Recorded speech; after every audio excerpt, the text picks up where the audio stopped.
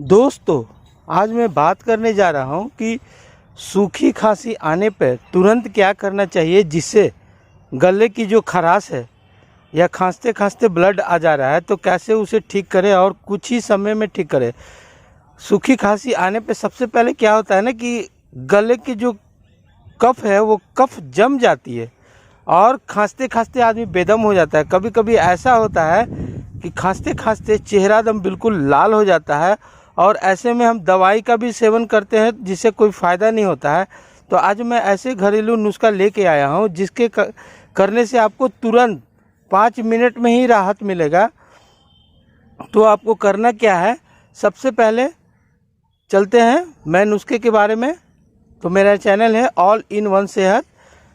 Channel पे पहली बार है तो चैनल को लाइक करें और वीडियो को ज़्यादा से ज़्यादा शेयर करें, ताकि उन लोग जो दवा के पीछे भाग रहे हैं उससे नुकसान छोड़ के फ़ायदा नहीं होता है।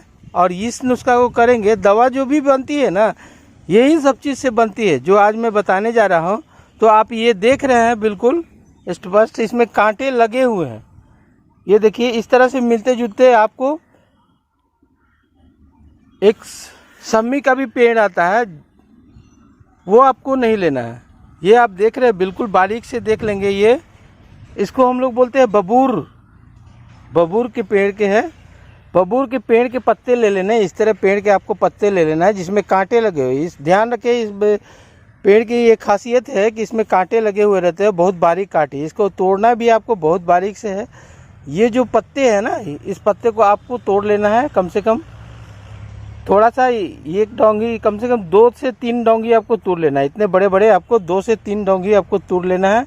तोड़ने के बाद क्या करें, इसके जो पीछे वगैरह मक्खियाँ या कुछ भी कीड़े वगैरह होते हैं ना, उसमें लैट्रिन कर देते हैं। तो इसको अच्छे तरह से पानी में आपको धो लेना है। और धोने के बाद आपको क्या करना है, इसको 10 मिनट तक आपको मुंह में रखना है। मुंह में रखने के बाद आपको क्या करना है, इसकी लार जो है ना, लार आपको अंदर घोट लेना है। जैसे जैसे ये लार आपके शरीर के अंदर जाएगा वैसे से सूखी खांसी में जो ड्राई है उसको बहुत राहत देगा, बहुत ही राहत मिलेगा। ये बिल्कुल आजमाया हुआ नुस्खा है और मैंने इस पर एक बार नहीं हज़ारों बार करके देखा। बहुत ही ज़्यादा फायदेमंद है ये पेड़।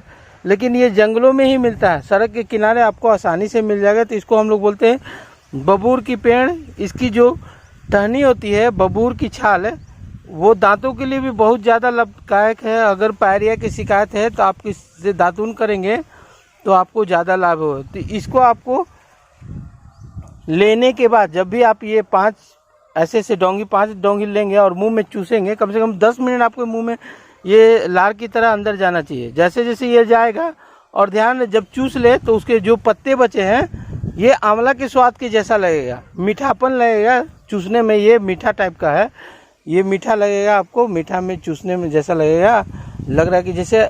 और स्वाद भी इसका बहुत ही अच्छा है, बहुत ही ज़्यादा अच्छा है।